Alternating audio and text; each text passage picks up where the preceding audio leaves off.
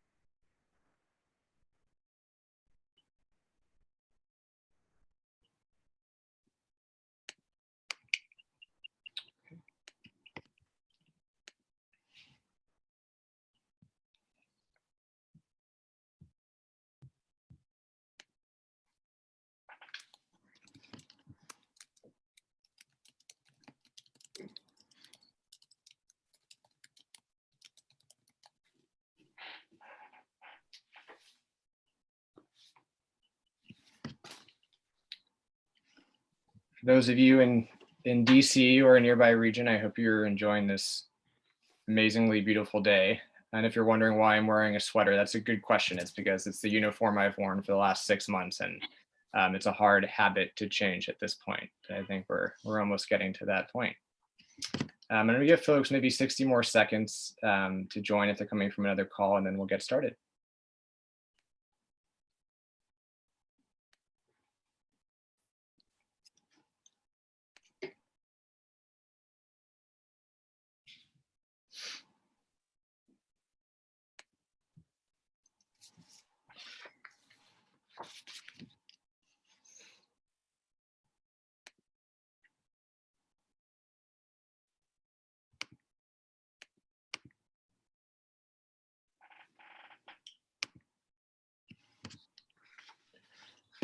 All right, I'm going to go ahead and dive in because we've got a very full agenda today and lots of interesting insights. I want to make sure we have a chance both not just to get through all of our slides, but also to have a good conversation with you all and answer your questions at the end. For those of you who I haven't met before, if it's your first time joining one of these webinars, my name is Eric Zimmerman. I'm a director at Hattaway Communications, and along with my colleagues here on the line, we are the Secretariat for the STAT Communications community. A few weeks ago, we shared with you some data from our most recent tracking survey about COVID attitudes in the United States, with a focus on attitudes towards vaccine confidence and some preliminary insights for how we can build confidence with skeptical audiences. We were very upfront, I think, at the time that there are some questions that can't be answered on a topic like this with quantitative data alone. That the messages that people click on as motivating or not motivating in an anonymous survey isn't always going to be what's most motivating to them in a personal conversation with their friends and their family and their healthcare providers. To start to get underneath the layer of those motivations and barriers, to understand what words, phrases, and ideas may actually change people's minds, we often need to base that on our experience in personal conversations with them. So we also included in one of our recent webinars, Dr. Lucy Skolson, a healthcare provider at the Boston Medical Center, to share her experience on what's worked in a clinical setting when she's having a conversation with patients about the vaccine. How does she navigate that conversation? What's worked for her and what challenges has she encountered? Since then, we've had our own conversations with vaccine ambivalent audiences by conducting focus groups across the country with K-12 teachers, healthcare workers, and Black and Latina frontline workers who have not made up their mind yet about whether they're going to get the vaccine or not. We're combining our survey insights with those focus group insights for a vaccine confidence message brief that we'll be launching on Thursday and that you all will be getting a sneak preview of today. Just as a bit of background, you're seeing here the methodology for our study, about 1,000 US adults with an oversample of Black respondents, Latinx respondents, and healthcare workers fielded in late February. And these focus groups I mentioned fielded in mid-March. what we're going to talk about today are a handful of different insights, what we've learned about ambivalent audiences, some message do's and don'ts, and some recommendations for framing the conversation. In a moment, I'm going to turn it over to Carrie Shum and Carlos Diaz to start walking through some of those audience insights. But before I do that, I wanted to just say a few words about some big picture observations that our team has made over the course of this work that I think has been humbling for us at least, and has started to change the way that we think about communicating and with these different audiences.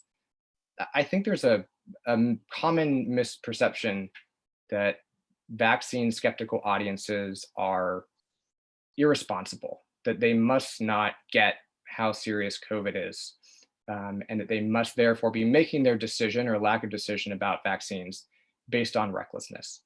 In our experience, that's very far from the case. The people who we spoke to and that you'll hear about today take COVID very seriously. They've developed a self-protective routine that works for them, and that they are very hesitant to give up.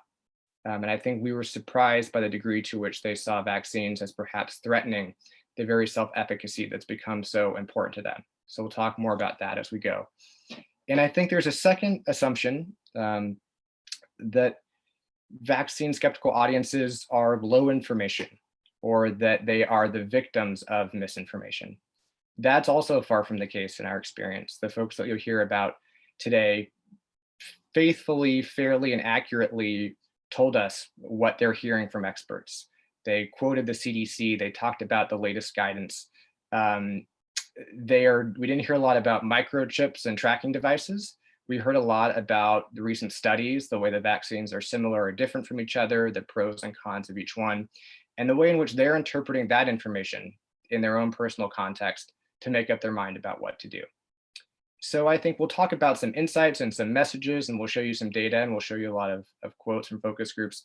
But I think we also need to be reflective as a community of communicators that this is not just about the audience, it's about us. And the first step in changing this conversation is communicating with these audiences with clarity, with simplicity, and with authenticity. So with that, I'm going to turn it over to our colleagues, Carrie Shum and Carlos Diaz, to talk a little bit about what we've learned. Okay. Thank you, Eric. And as we go, please do put questions in the chat. And we will be answering them both in real time in the chat, and then also we will stop and address them when they are particularly relevant and it feels right to do that. So are you all seeing me on video? I know we always have a little bit of technical issues, but hopefully you can see me and hear me. Yep. Okay. So the big picture insights that we got from the survey and the focus groups fall into a couple key groups. So the first one is about the speed with which the vaccine was developed.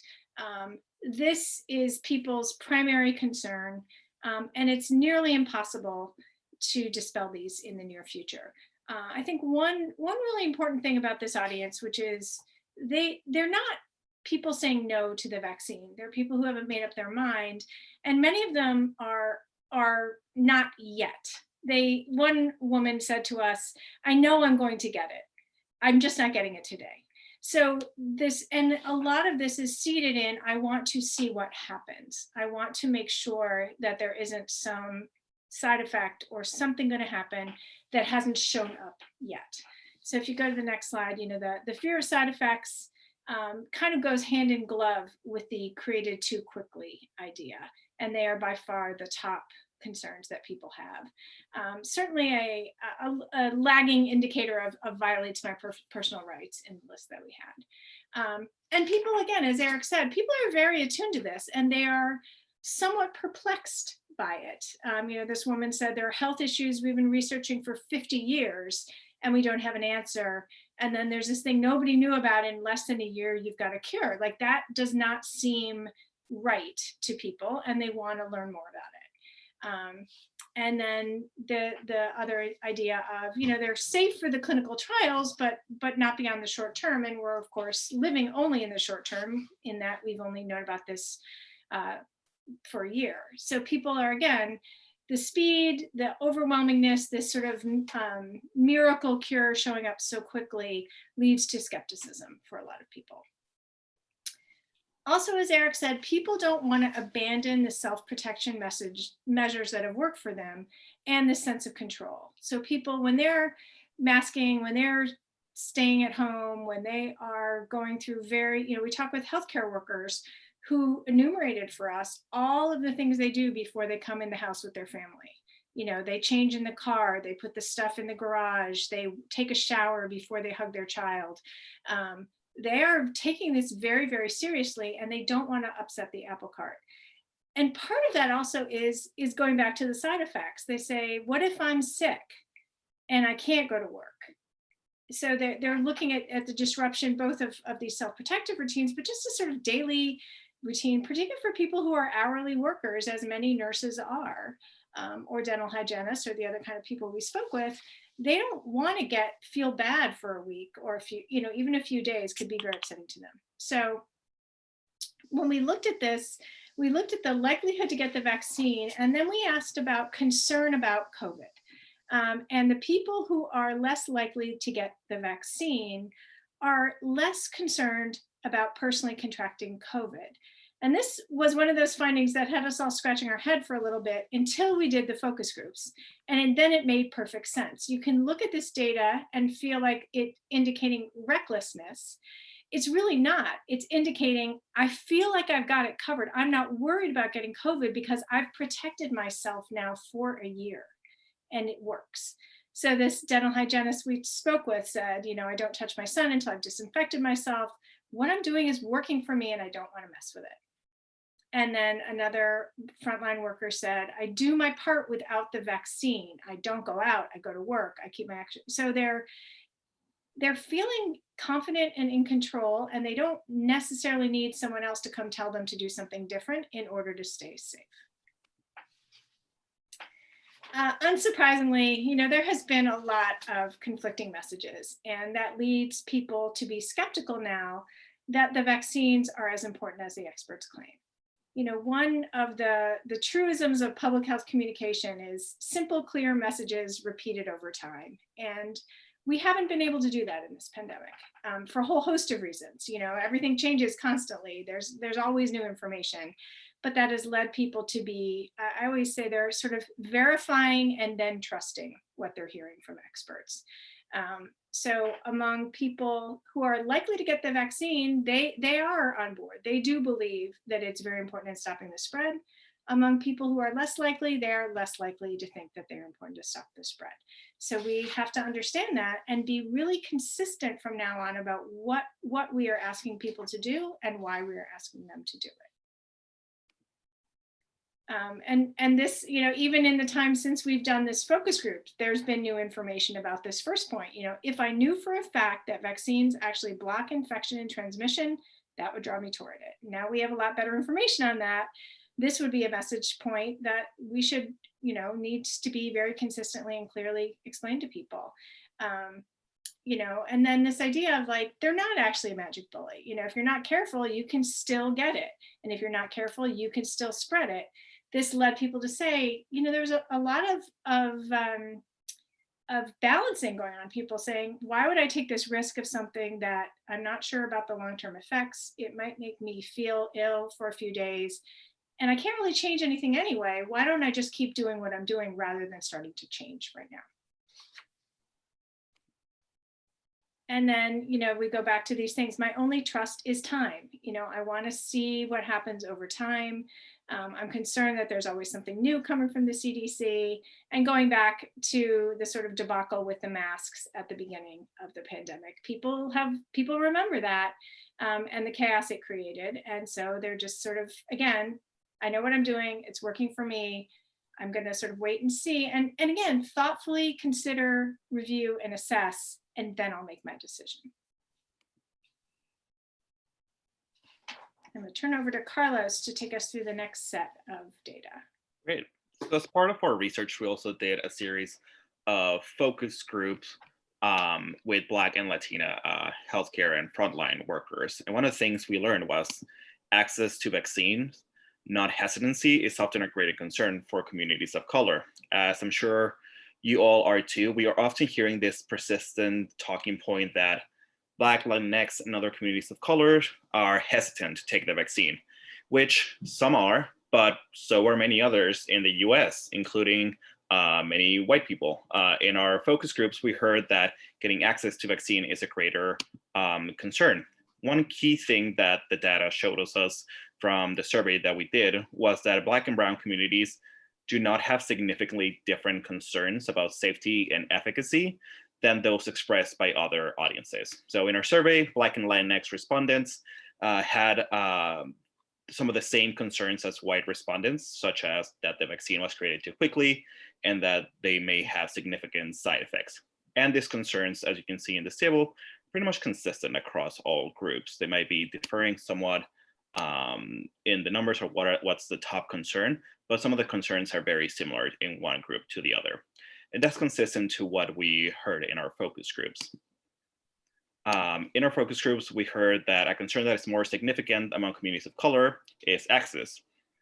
People want to see, hear, and believe that they'll be able to get to access vaccines through a place and provider they trust.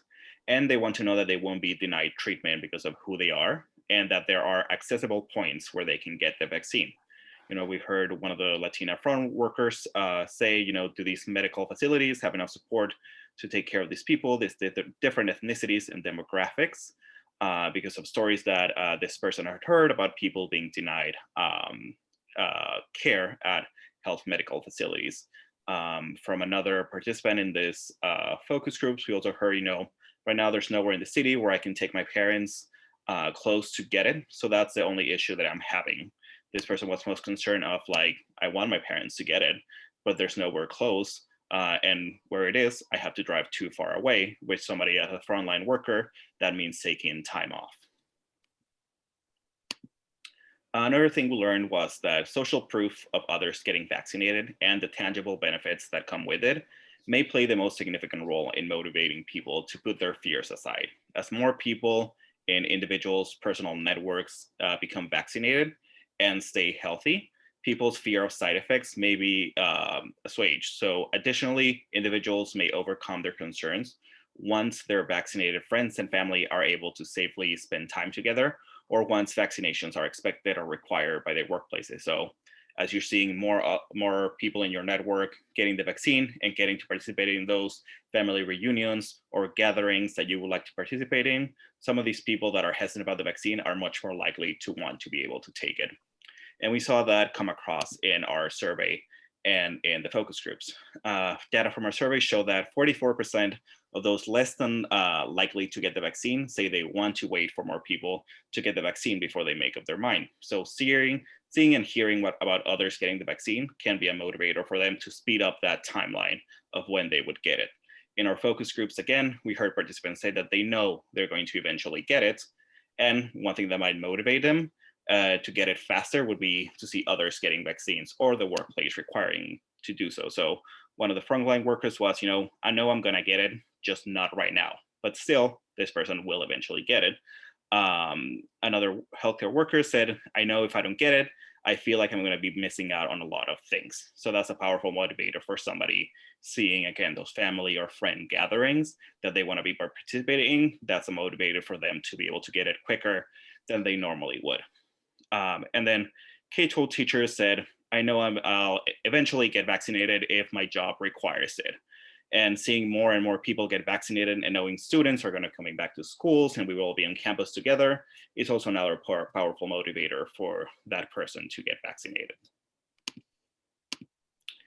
Similarly, we heard that people who are vaccine ambivalent are also not super confident that they'd be able to protect others around them if they got COVID. In our survey, we learned that just 24% of vaccine ambivalent audiences are very confident that if they contracted COVID-19, they could prevent it from spreading to others. So these people know that they can protect themselves. They build that routine. They know they can protect themselves, but they're not as confident that they would be able to protect others around them. So that's also another powerful motivator in your messages of highlighting who you would be protecting if you take the vaccine. In our focus groups, messages that mentioned how vaccines protect friends, family, and loved ones were effective with some of our participants. So mentioning tangible benefits such as you will protect friends and families and you get to see them and join gatherings with them can set fears aside. So one of the healthcare workers, in reaction to one of those messages that we were sharing, this person said, you're going to tug at my heart when you're mentioning my friends, family, and loved ones. You're going to convince me in that aspect because I'll do anything for them. So mentioning those tangible benefits and connecting it to the people's emotions was another powerful way to approach the messaging. And we also learned that promoting vaccines and testing is not a zero-sum game for people. What we saw in our survey and in our focus groups is that folks are not choosing one over the other. These are both tools that you can use together to help us fight against COVID. One of the things we learned was that people still want to continue the protective measures that we've adopted over the last year. So if you're promoting vaccines, doesn't mean for people that you're undermining testing per se. So we tested these two messages against each other. One message that says, even as people get vaccinated, we need to test just as frequently to make sure that we're slowing the spread of the virus. And as more people get vaccinated, we can stop testing people as much for COVID-19 because there will be less risk. And we asked which one came closer to their view. And a majority, 61%, chose that we need to vaccinate and test just as frequently. Again, people see vaccine as one more tool in our toolbox to protect ourselves from the virus. And that 23% of folks who said that as we get more people vaccinated, we can stop testing people as much. We found out that that 23% were represented by people who are more likely to work in person, report more knowledge of COVID-19 tests, and have been tested more recently, and are more sure that they'll take the vaccine. So basically, these people are more likely to be fatigued of tests because they're getting tested a lot more than most of us probably are. And lastly, again, in our focus group, people have gotten used to their protection routine, so they're very much willing to continue getting tested and consider eventually getting the vaccine. They don't see vaccines as the silver bullet solution. One of the Latina frontline workers shared, if I have to get tested all the time, I don't care. I'll just go ahead and get tested. I've been testing so much. I don't feel the need to get the vaccine right now.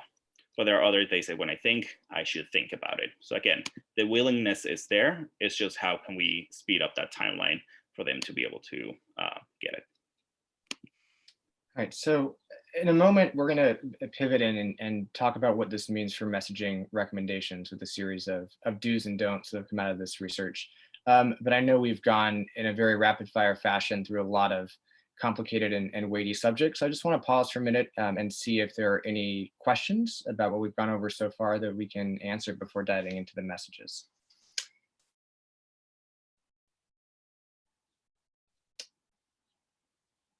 And Caroline, I'm not able to see the Q&A right now, so if there are questions, just call those out for us.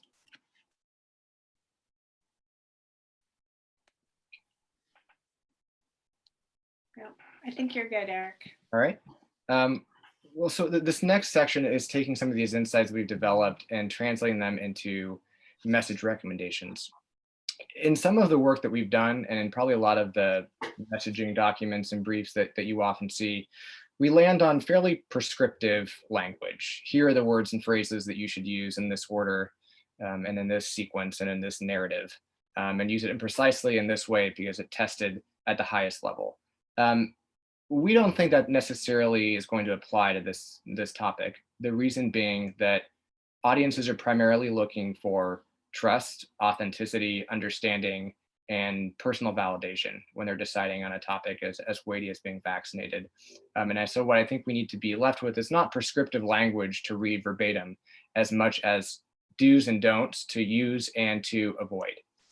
So that's what we focused on over the course of this message brief, and what we're going to talk about a bit for the next few minutes.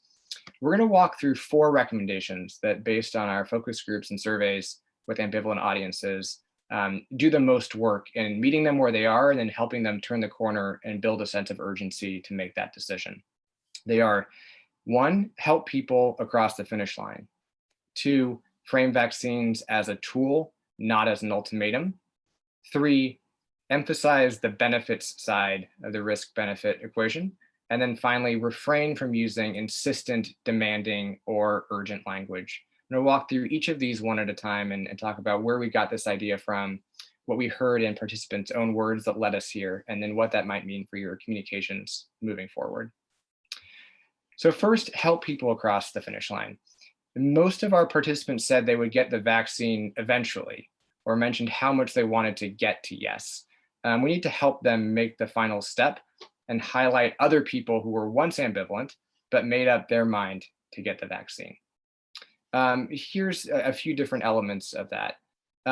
People, as much as in one breath, they'll tell us they're looking for more data. In the next breath, they'll tell us that the most important thing to them is what's happened to the people they know who have gotten vaccinated, their aunts, the pastor, their sister. I particularly like this second quote in which the participant bookends a personal anecdote with how important data is to her, but then immediately talks about the experience of her brother and his wife and how that's going to really impact the decision she's making, whether or not to get the vaccine. And so what can we do with this as communicators? We can't find every vaccine ambivalent person in the country and then figure out who in their network might be a good validator, but we can encourage people to share their positive vaccine experiences with their friends and family. In this way, our secret weapon to reaching vaccine ambivalent audiences may be their vaccine confident social networks. So that's something that we need to encourage, not just to reach out to the people who we know are ambivalent, but reach out to the people who aren't and encourage them in simple and straightforward ways to serve as social validators for their friends and family. The second aspect of this is people still do trust experts, and they trust experts a lot. Our survey has borne out that public health experts and doctors are the 1A and 1B top messengers when it comes to vaccines. But it's the authentic personal or cultural connection that actually leads to persuasion. There's a difference between trusting someone and actually whether that person is going to change your mind on something like this.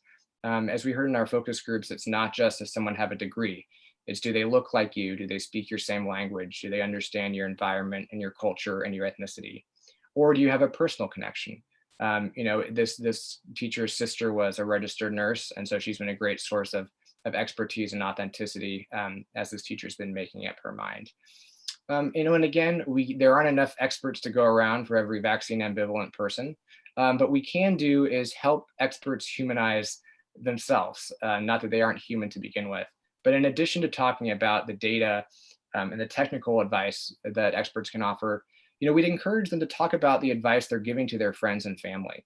Remind the audience who's listening to them that they're not just people in lab coats or in an office somewhere crunching the numbers, but they're helping to weigh this, they're weighing this decision for their friends and family as well.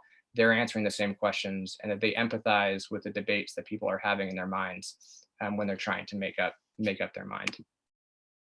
The second recommendation is to frame vaccines as an empowering tool and not an ultimatum. People are resistant to language that suggested that vaccines alone are the only way to end the pandemic. Instead, we want to use language that emphasizes vaccines are one more tool that you can use in addition to what you're already doing. As Carrie mentioned at the beginning, this means that vaccines are not a replacement for masks. They are on the same continuum of masks. I think we went into this research thinking that if we tell people they can rip off their masks after they get their vaccine, for better or worse, that's really going to make the difference. And instead, we found just the opposite. People have acquired a sense of agency through mask wearing and social distancing. And even if they got the vaccine, they're going to keep doing that. So what we want to do is to lean into this sense of control, not to make them think that we're taking that away from them, but that we are adding one more layer of protection onto what they are already doing. We don't want to frame vaccines as a panacea or as the only way to end the pandemic. People don't want to be backed into a corner, which makes them feel defensive and makes them cling to what they're already comfortable with, which is their inertia of just mask wearing and social distancing. And when we say that this is going to end things once and for all, they're skeptical enough that it undermines our credibility on everything else that we have to say. Third, we're going to emphasize the benefit side. Excuse me. Emphasize the benefit side of the risk-benefit equation. So messages focusing solely on safety can reinforce people's concerns. That ends up with them dwelling more on what already makes them anxious. So yes, we want to be clear and direct about the safety of the vaccines, but we want to quickly pivot to the benefits of being vaccinated. For example, highlight the parts of life that people will be able to get back to once they and their loved ones get vaccinated. As this teacher put it, it's intrigued me, right, that the CDC has now said that you don't have to quarantine for 14 days, and that if both you and your friends and family have been vaccinated, then in that safe and controlled environment, yes, then you can stop wearing a mask. Or that with more activities happening and more things opening up, that type of optimism in small, personal, and individual ways that fit into your daily routine is what's going to move someone in the right direction. Not that you get this vaccine and we're going to end this thing once and for all. And finally, this is sort of maybe a humble headline, but even what may seem as the least exciting benefits can also be the most reassuring because people trust them the most. So we heard time and time again that one of the things that stood out to people, the reason they are thinking about getting the vaccine, is that yes, I may still get COVID, but it just wouldn't be that bad. I think if we apply, our traditional lessons from communications, that doesn't seem like a particularly unique or important value, or perhaps the most aspirational way that we would think of framing it. But it does line up with the sense of control that people are looking for. We're not over promising that they're going to be part of conquering a global pandemic as much as they're going to avoid the worst case scenario for themselves and for their friends and family. And then finally, we want to refrain from using demanding, insistent, or urgent language. Messages emphasizing that people need to get vaccinated, quote, before it's too late, were actually the least motivating ones that we tested. Similarly, what we think of as totalistic language, the only way, once and for all, added to the sense that we're rushing into this without the facts. Those of you who have been on our previous webinars and have seen our previous resources know that the message frame before it's too late is one that we found to be really effective as it relates to testing and tracing, to build a sense of urgency to do those things quickly. We found that that's not the case here. This is a much different dynamic, and that pressuring people quickly into this decision only adds to what they already think has been too quick of a vaccine rollout. It reminds them of how quickly this whole thing was developed. As this healthcare worker put it, this is so new, it's still so early, we don't have the data. And as the second, her colleague put it, this all seems premature and it just makes me pause a little bit. People have a choice, and so we need to acknowledge that they do have a choice. And when we give them messages that makes them feel like they don't, they're going to balk, and they're not going to trust us along the way. People want help making that choice. They don't want to feel backed into a corner. So this top quote you'll see, we asked a frontline worker, if you were going to communicate to your friends and family and colleagues why they should get the vaccine, what would you tell them? And she said, I would start by telling them it's completely your decision if you decide to get the vaccine or not. It will lessen your chances of contracting COVID. And then at the end, she says, I never want to come off as saying, go get the vaccine because you have to get the vaccine. And then I want to end here on this last quote for a minute, because I think it's a really important one. One of our teachers told us along these lines, I kind of feel I'm iffy about it. If I don't do it, that could be a problem. And if I do it, well, I'm not sure. And I think that actually really says a lot. People right now have a lot clearer view of the social consequences, stigma, and pressure from not getting the vaccine, much more so than they have an idea of the benefits that would be added to their life if they do get the vaccine. And that's a problem for people who are already in a place of anxiety and indecision, when they only feel pressure of not doing it and not an intrinsic motivation to go ahead and do it themselves. So we are going to give you some language and words and phrases that you can use. So what we've done is we've rolled up a lot of those insights into one, what we call unique value proposition that you can use to start the conversation about vaccines. And the lesson that we want to leave you with here is frame it first. The first thing that you tell people about a topic or a cause in a conversation is going to affect how they interpret everything else they hear. Right now, I think we're framing vaccines with urgency, pressure, or perhaps reassuring people about safety. That means that they're going to interpret the rest of that conversation as pushing back against that urgency, or thinking more and more about the safety concerns that have already made them anxious. And instead, we want to encourage them to be a little more expansive and open-minded in the criteria they're using to make a decision. So I want to show you an example of how to start a message in a way that will start a conversation in a way that will do that. Getting a vaccine is one more tool you can use to protect yourself and your loved ones. So we want to position vaccines as an extension of, not a replacement for the behaviors that give them a sense of agency. Once you've been vaccinated, you have the upper hand against the virus. So after we've met people where they are, we want to introduce the new unique value that vaccines offer. It's a sense of active control, not just defensive protection, which is what people are clinging to now. Because it means that even if you are exposed, you'll be okay. Again, this may seem like a bit of an anticlimactic way to wrap up this message, but it is the most personal, it is the most tangible, and it's what people are most likely to believe and interpret into their lives. So we want to highlight the personal benefits without over-promising the scale or speed of how we're going to end the pandemic. So all of these insights and more are going to be included in the message brief. And we try to do here is focus on practical lessons that you can apply in different ways. So with that, we'd be glad to pause and take a look at the Q&A and answer any questions you may have.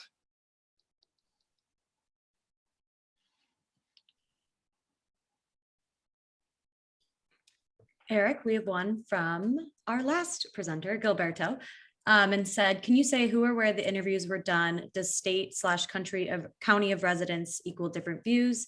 And he said, here in Arizona, the governor lifted masking restrictions. There's been quite a number of altercations between customers and businesses over masks, and some businesses require masks and some prohibit masks. So can you tell us a little bit about the background of the? Sure. So each of these focus groups was recruited nationwide. So folks from all over the country. So there was no specific geographic criteria besides that we wanted folks from each of the different kind of census regions represented throughout the groups. We were focusing more on kind of the mindset of ambivalence. So people were only allowed into the group if, on a scale from 1 to 10, with 1 being I'm never going to get the vaccine and 10 being I'm absolutely definitely going to get the vaccine, they were somewhere in the middle, somewhere in the 3 to 7 category. So I don't have the details on exactly where the participants were from, but I also think what you're mentioning in that question, the stigma and pressure and conflict, is going to be something that's really important to the degree that we all can as communicators to avoid or try to diffuse. People have a way of, when they get defensive, they go back into their sort of corners that they started from when they feel attacked. And that's the wrong way to help people make a decision that they're uncomfortable with. So as much as possible, we need to try to diffuse that tension wherever we can. And Joanna Crane asked, when were they conducted? Focus groups were March 10th and 11th. We have another one from Pedro Sanchez de Lozada. As someone working with physicians here, how would you change or alter this messaging for physicians talking to their patients, if at all? Yeah, that's a good question. And Carlos and Carrie, if you have thoughts on that as well, let us know. I mean, a few webinars ago, we spoke with, as I mentioned, Dr. Lucy Skolson, who spends much of her day talking with patients who come in for some other reason, and then she ends up engaging them in a conversation about vaccines.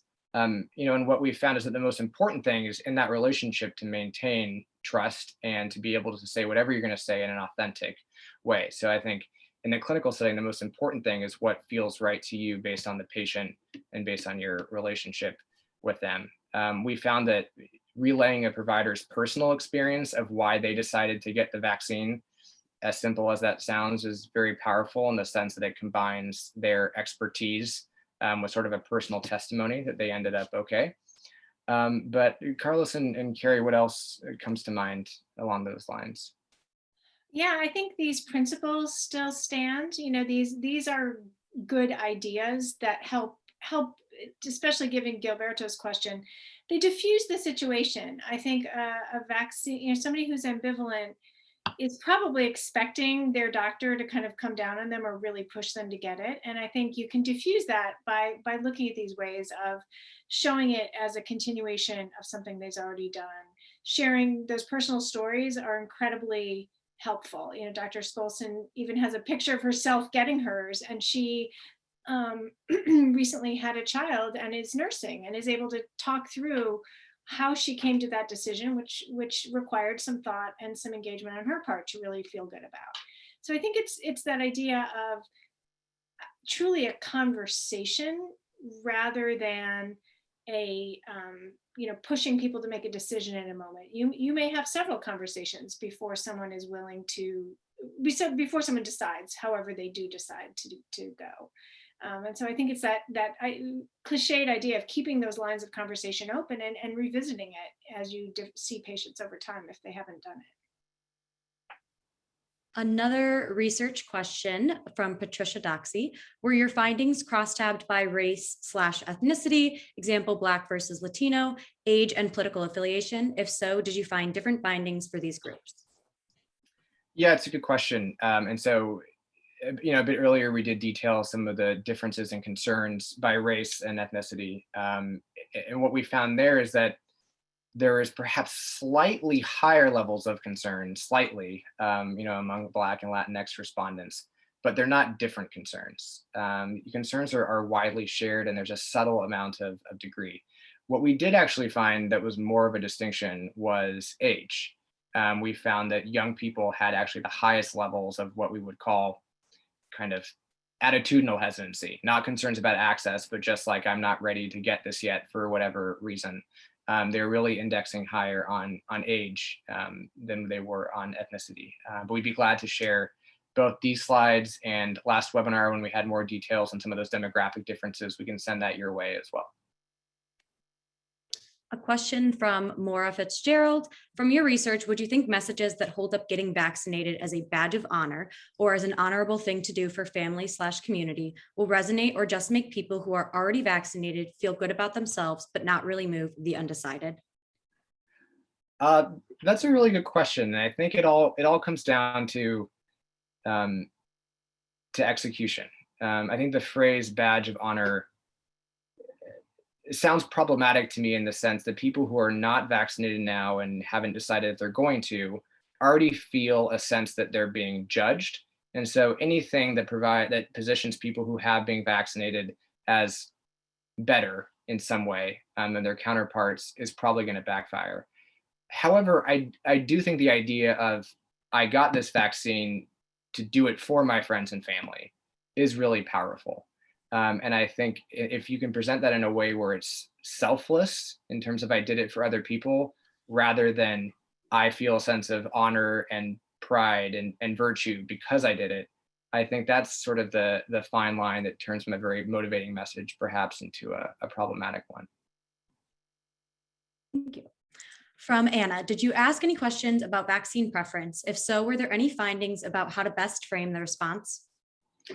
It's a great question. And as we got this survey into the field, one thing that Carrie regretted that we thought of a little bit too late was to ask about the different vaccines and which ones people preferred and why. I will say in the focus groups, people know the differences very well. Early on in this work, we did these similar focus groups on testing, and we're surprised to the degree to which people could tell you the different types of tests, the pluses and minuses of each, and which one was right for them. And we found something similar, I think, with these focus groups. People know about the difference between mRNA vaccines and the Johnson & Johnson vaccines. They know the different levels of hospitalization and severity and deaths among different types of vaccines. So it's not really a knowledge issue as much as a choice issue. But Kira, I know that we've talked about this a bit before. Anything else you would add to that? Yeah, I think people have preferences, and I did just see in the chat someone said you have data and you show a preference for J&J, and we heard that people like the idea of one shot. Feels, again, as Carlos mentioned, for a lot of these audiences, it's an access issue. So to get to a site that might be far away, you might have to wait for several hours. If you can only have to do that once, that feels very good to a lot of people. And then I did hear one comment from someone I was talking to who said, I'm going to wait for J&J. That's the mother and baby company. Like they trust the brand of J&J, and so they wanted that vaccine. A question from Andy Reimer. He had a conversation with the local council member's head of communications 2 days ago and said that his biggest challenge is focused on finding/creating videos of elders in the community talking to other elders. Is this a common initiative, and do you have best practices to share about this? I think that goes to have people talk to people like them. And the more we can find disparate types of people to share the stories, the better. I do think that one thing that we've seen has worked really well is just that very authentic kind of in the moment communication. On one of these webinars a couple of weeks ago, we were talking to a clinical provider who was running a clinic. She was doing the webinar on her break, and she said, "Do you want a tour of the clinic?" And she took her phone out into the room, and that really resonated with people. You could see what was going on. So I think that if you are trying to get videos, worry less about production value and more about getting those real stories down and being able to share them with people. I don't know if Carlos or Eric, you have any other thoughts on that? Yeah, no, it's a good question. I think that as you alluded to, the challenge there might just be the medium and the logistics of getting videos to share with other people, which is not the only way for personal to personal communication. So I think that the idea is just get people to validate to others why they've done it. It doesn't have to be a glossy, fancy production, and it doesn't have to be a huge strategy behind it as much as just word of mouth, authentic messages.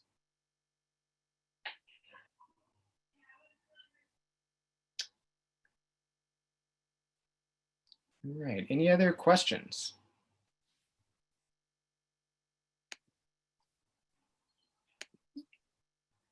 I'd also be interested if folks have found things that surprise them. I know we started this by talking about all the ways in which our assumptions, perhaps for better or worse, were kind of flipped on their head over the course of this research, as much as we thought we already knew. I'd be curious what surprises other people have found in their own work. Messages that worked they didn't think would have worked, or likewise messages that really sort of led them down a rabbit hole that wasn't productive. Yeah, someone has asked a question about the misinformation point. I don't know if you can elaborate. This is from Hannah Ross. Right. So whether or not online disinformation was a major contributor to sowing vaccine distrust. Yeah, I mean, it's a good question, and I don't mean it to suggest that misinformation is not a big issue, as much as there are just a lot of people who are vaccine hesitant or lacking vaccine confidence for reasons that have nothing to do with misinformation. And I think we absolutely need to fight disinformation, but we also shouldn't assume that everyone's entering this conversation based on faulty assumptions. To be fair, there's some very accurate, detailed arguments in our focus groups about, you can't tell me whether this is going to block transmission. That's the main reason that I would get it, to protect my friends and family, because I don't feel like I'm personally at risk because of my routine and my health. And that's fairly, that's all relatively accurate and fair, even if we would take issue with some of the assumptions or the values they're placing on each part of that. So, misinformation matters, but, regular information and the way that we're putting it out or not putting it out matters, I think, probably more. Yeah. And if any of you were on the webinar a few weeks ago where we had Claire Wardle from Harvard on talking about misinformation, the best way to refute it is to sort of flood the field, to be out there with accurate, accessible information. So I think as Eric said, you can't discount it. It's certainly out there, and certainly some people listen, but the way to get around it is to be out there on your own and telling these stories, the positive stories, the stories of people who are getting it, answering people's questions in that very open and authentic way. And having, again, I think the key takeaway I have is this is a conversation. It's not a box to check or a push to an answer. Often this is going to take a few tries before someone decides to get it, or ultimately may decide not to. But I think the one thing that gave me a little bit of confidence was just how thoughtful and engaged the people we spoke with were. They were not out there, behaving irresponsibly. They really were taking this very, very seriously.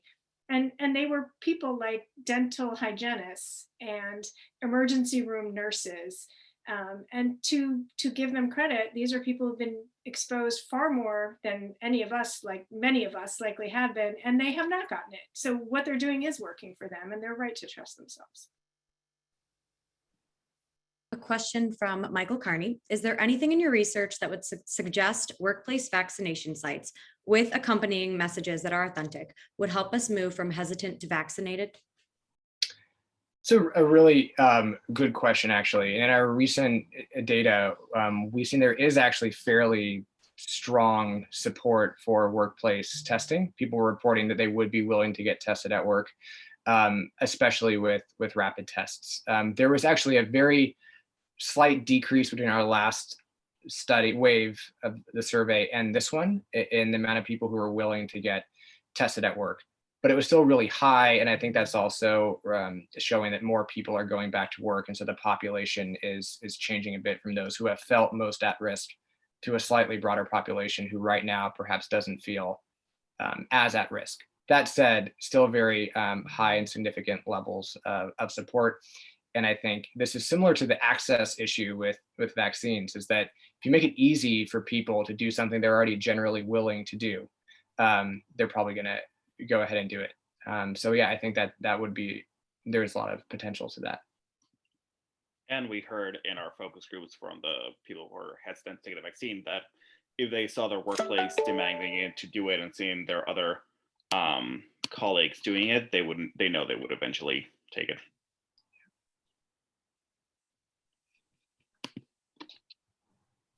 Another from Pedro. Has your team thought about a good, engaging, and simple way to discuss the concepts around herd immunity and why it's important to get the vaccine, even when you or even your close friends and family aren't personally vulnerable or exposed? It's a really a question and a tough one. I'm curious what Carrie and Carlos think. I mean, my inclination is that this does kind of run into the headwind that we encountered, that people want to get the vaccine for their own personal benefit, for what it would mean for their lifestyle, what it would mean for their own protection. And that trying to make them feel as though they are going to end the pandemic, which is sort of the idea of herd immunity, runs into that maybe in their mind overpromising, that they don't quite believe it, or that we've been told a dozen different times, there's a dozen different things we have to do, and they haven't ended up that way. So I think, unfortunately, it's a bit of an uphill battle. But Carlos and Carrie, what do you think? Yeah, I agree with you. I think we didn't talk about it specifically. It really didn't come up at all, which I think is a sign that it's not really on the average person's kind of radar screen when they're thinking about this. It really was those personal benefits of, I could hug my grandchildren. I could go, the FOMO, if my family's all getting together and I can't go because I'm the only unvaccinated one, that would be a trigger to people. So in that sense, the idea of everyone around me getting it, and that means I would miss out on some stuff that I really value, is a great message. But the idea of just a general kind of do it for the good of everybody doesn't seem to be as motivating.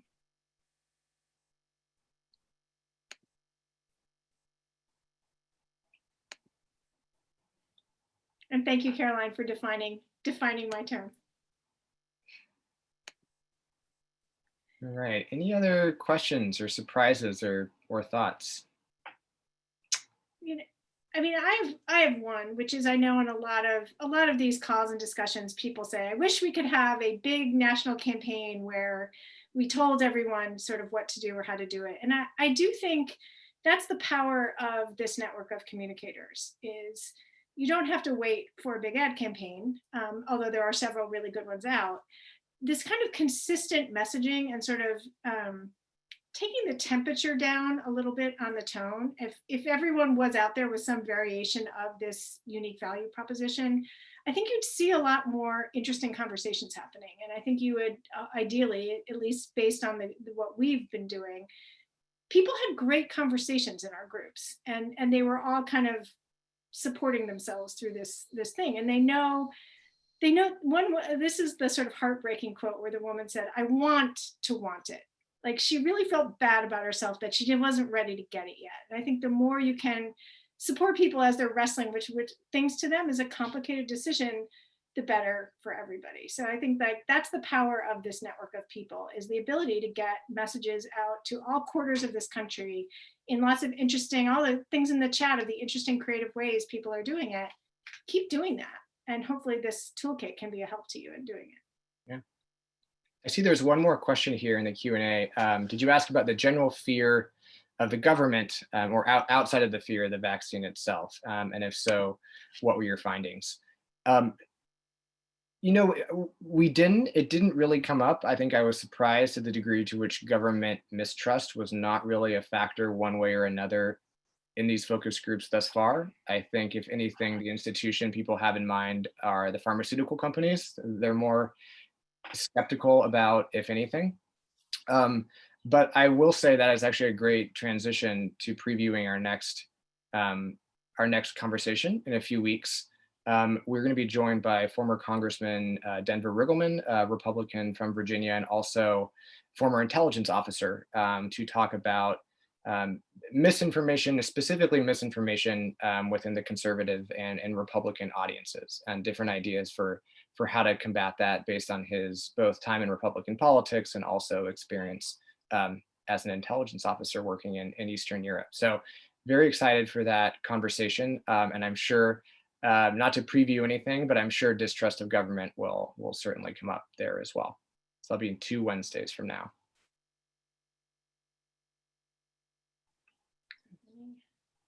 Any last questions? So I know there've been numerous requests to get the slides. We will send those and the ones from last, if you missed the last one where we gave preview of more of the survey data, so everyone has all that. And then the full message brief will be up on the Rockefeller website as of tomorrow morning. All right. Well, thank you everyone again for your questions. If anything else comes to mind, I think you have our emails, or at the very least you have Caroline's email. So please do send us a note with anything else that comes to mind, and we'd be happy to track down data, answer questions, provide examples of messages or anything that might be useful. And again, 2 weeks from now, excited for the conversation with former Congressman Riggleman. So we'll send out an invitation early Monday with the link to that, but block your time on your calendars and spread the word if you're interested. All right, thank you everyone, and we'll see you in a couple of weeks.